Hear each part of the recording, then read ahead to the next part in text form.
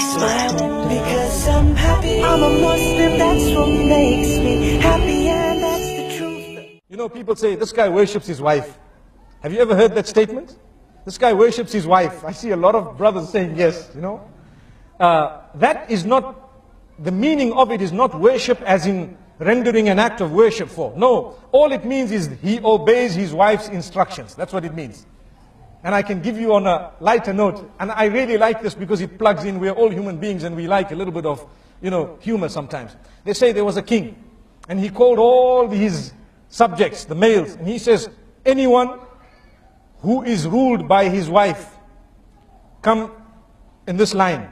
And whoever rules his wife, where, the instructions are not obeyed, so to speak, or they come from you as a man, then you stand in this line. So the whole community stood in the wrong line. Allahu Akbar. They all stood in a line saying, no, if my wife sees me in the other line, I'm dead meat. You see? So what happened is, they all got one egg each, an egg. They were given one egg. And there was one man who stood in the line. I am the man. In the house, I'm the man. So the king was so happy, at least amongst my subjects, there is one man who has such greatness, meaning he has the quality, ar-rujula, he's a man, So now the king gave him a horse, brown horse. And in fact, the king told him, choose from the horses you want. So he chose the brown one and left the black one. And he rode home, galloping away. Everyone else went home with one egg. So when he got home, his wife, he looked at her and says, you know what? She says, what? Today I got a horse because I am the boss. You see? I got a horse because I'm the boss. She says, okay, that's good. Excellent. So you're the boss.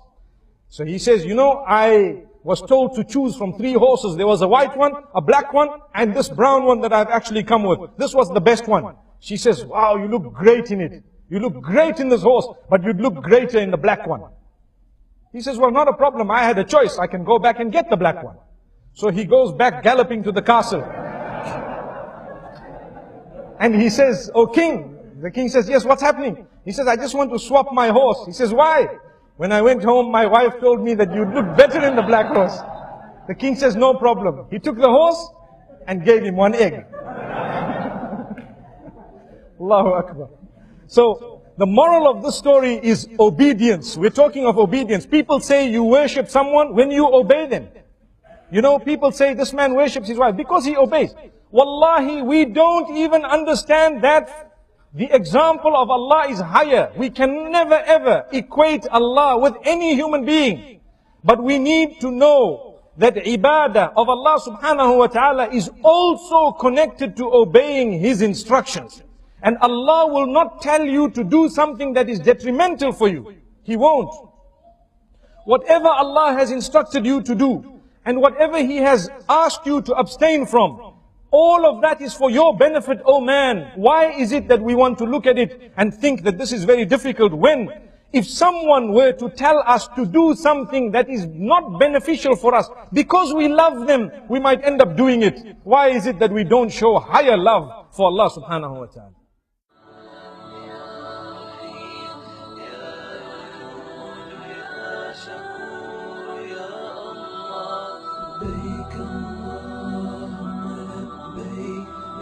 لا شريك لك لبيك إن الحمد والنعمة لك والملك لا شريك لك لبيك